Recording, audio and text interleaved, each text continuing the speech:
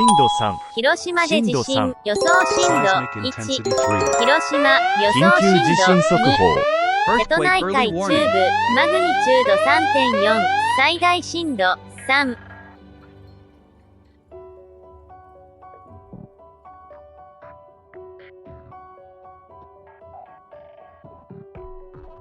第3波受震。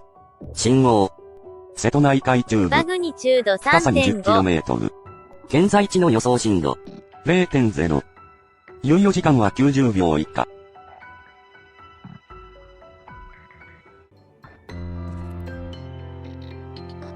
震度2、広島、香川、震度1、愛媛、高知。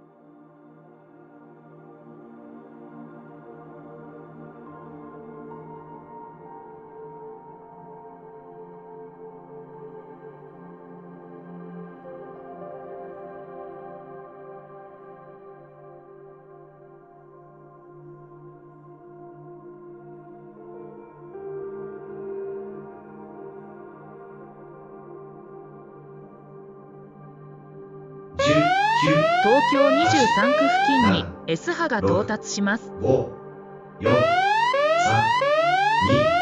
2、1、到達。